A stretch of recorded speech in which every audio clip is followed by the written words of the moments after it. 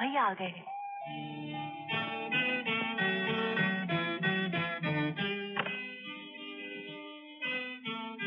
कमाल है भाई, हमारा घर है कि जादू नगरी। खुल जाओ सिमसिम और दरवाजा खुल गया।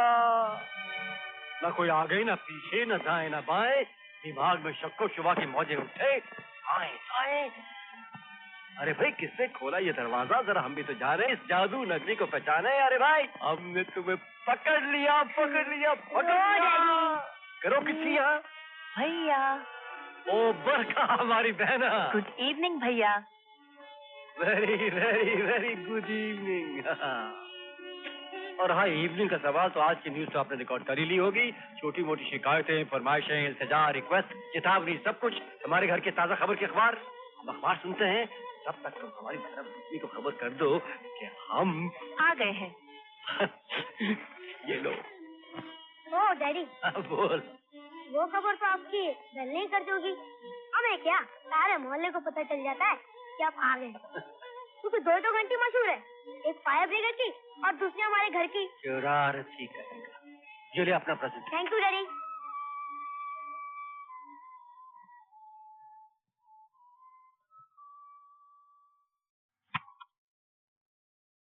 डैडी डैडी, बरका आंटी है ना, मुझे पिपरमेंट खाने नहीं देती है। कहती है कि तेरे दांत सड़ जाएंगे। मगर डैडी, दांत तो टूटकर गिरने ही वाले और नए दांत फिर से आने वाले। फिर मैं पिपरमेंट क्यों नहीं खाऊं? देखो ना भैया, राजू मुझे कितना तंग करता है। कभी छोटी खींचता है और कभी किताब छुपा देता है। और अगर मना करूँ तो कहता है पहले पेपरमेंट खिलाओ। डैडी, आंटी ने जो भी टेप किया है ना, वो सब झूठ है। आंटी की आधी छोटी तो नकली है। खींचूंगा तो हाथ में आ जाएगी ना। आज के घरेलू समाचार यही खत्म होते हैं। आपकी धर्मपत्नी आपसे विनती करती है कि खाने का वक्त शुरू हो चुका है और हम सब लोग डाइनिंग टेबल पर आपका इंतजार कर रहे हैं।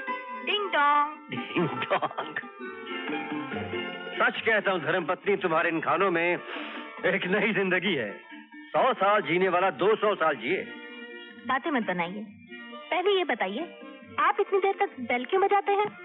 धर्मपत्नी, कॉलेज से घर पहुँचते पहुँचते इतने जोरों की भूख लगनी शुरू हो जाती है कि यूँ समझो कि पेट में चूहे नहीं, हाथियों का झुंड दौड़ रहा हो।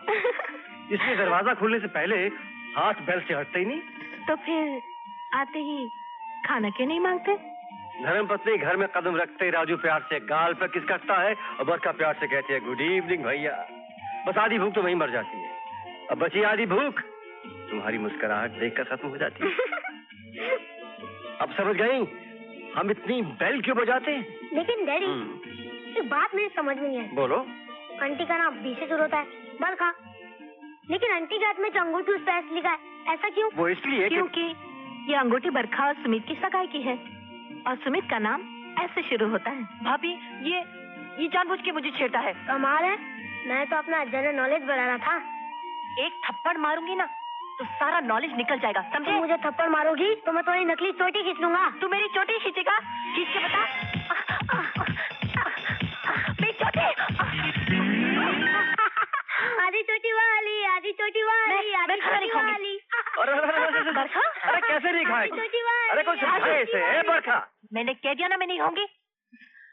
बरखा प्लीज जिद मत करो। नहीं, मैं नहीं खाऊंगी।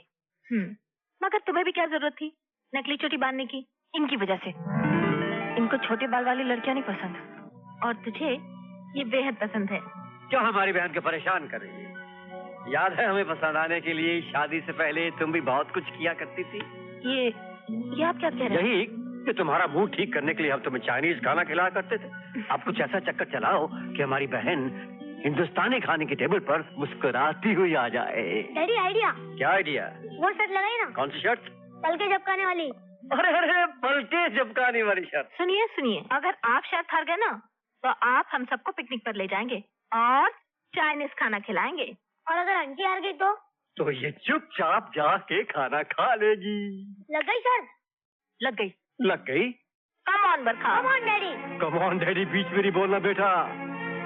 और आप भी नहीं बोलना, आप भी नहीं बोलना, आप भी नहीं बोलना, आप भी नहीं बोलना। आप डरते हैं? Barkha be careful. Come on daddy. Come on Barkha. Come on daddy.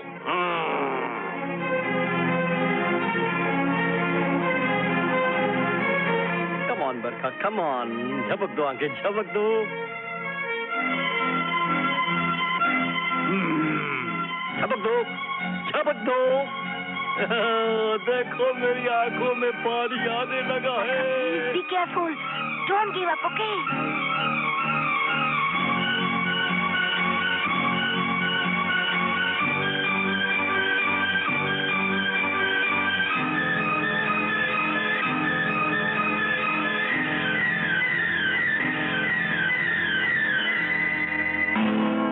Oh no. ओ भैया, तुम बहुत चालाक हो। हमेशा मुझे हरा देते हो, लेकिन देखना एक दिन मैं तुम्हें हरा दूंगी। तुम चिल्लाते रहोगे लेकिन मैं पल के नहीं झपकाऊंगी और तुम हार जाओगे। वो दिन आएगा, देख लेंगे। पहले खाना तो खा लो। आओ। अच्छा चलो चलो। चलो चलो चलो।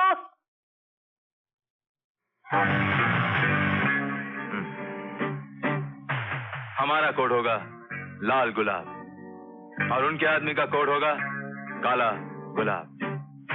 मगर सांगा साहब, उस पार्टी के बॉस का कहना यह है कि वो माल की डीलिंग बॉस टू बॉस करेगा। Oh, good good. Boss to boss.